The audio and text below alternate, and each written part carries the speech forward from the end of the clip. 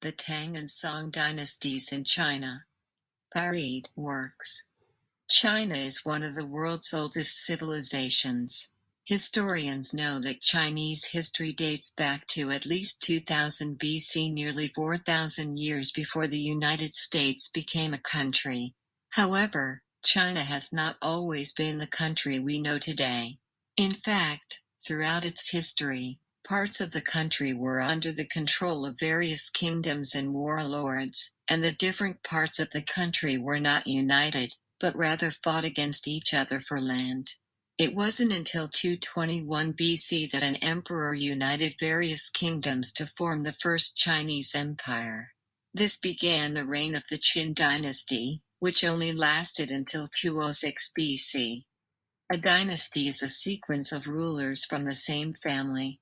Eras in Chinese history are named by the dynasty that ruled over the country during that period. Since China was unified, it was ruled by more than a dozen dynasties, each of which helped China grow and advance to become the country we know today. Two of the most important dynasties were the Tang dynasty and the Song dynasty. Under the rule of these two dynasties, China saw significant technological and commercial developments which helped the country prosper and grow. Many of these developments made an impact outside China's borders as well, helping civilizations around the world. The Tang dynasty started ruling in 1880. Scholars generally believe the Tang dynasty was one of the high points of Chinese civilization. One of the most influential technological innovations of the Tang dynasty was woodblock printing. Woodblock printing is a technique for printing text, images, or patterns. It involves cutting away at a block of wood until a pattern is created. The block could then be covered with ink and applied to a paper or cloth to create the print. Woodblock printing made it possible for books to be more widely available to the general public. Literacy rates and social mobility increased, and more people from the lower classes were able to pass the examinations to gain entrance into the civil service. Woodblock printing was the most widely used form of printing in East Asia until the 19th century, when the European mechanical printing press became more popular. The Tang dynasty was also a high point for China for trade with the outside world. During this period, the Chinese conducted trade by land using the Silk Road, and maritime trade at sea. The Silk Road is the name of an ancient trading route that extended from Europe, through many countries in Asia, all the way to China. It was named the Silk Road because silk was the main item traded along the route from China.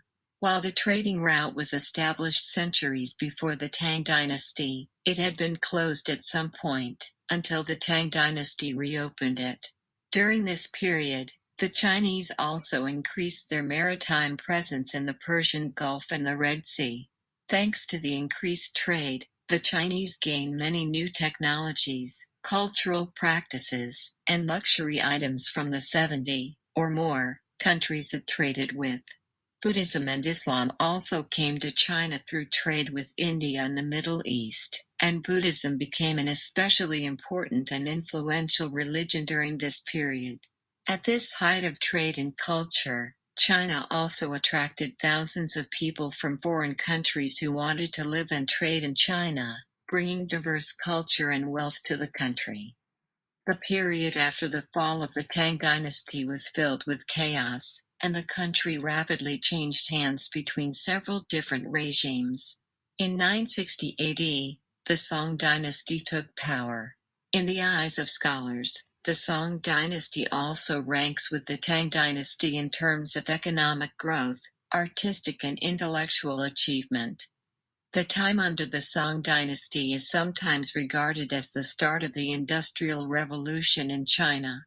The economy of China during this period was one of the most prosperous and advanced in the entire world.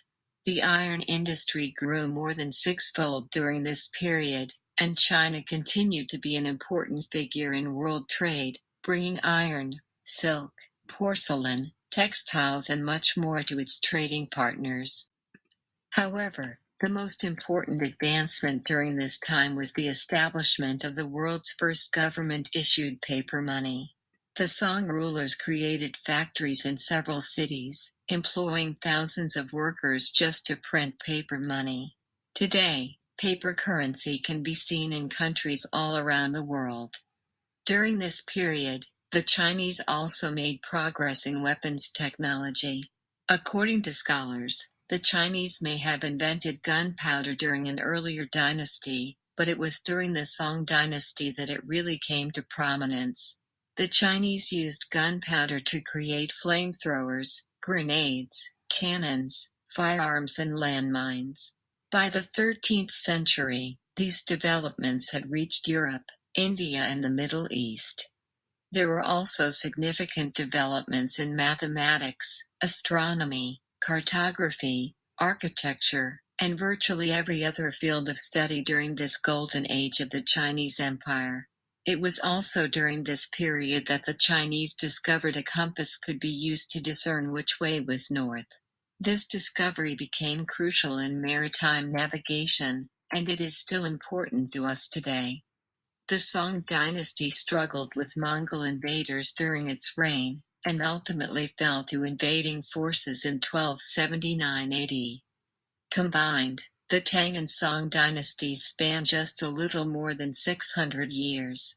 Considering how long Chinese civilization has existed, this is just a small fraction of that time. However, during these two eras, Chinese civilization made enormous technological and commercial advancements. Without many of these advancements, the world we know today might be quite different.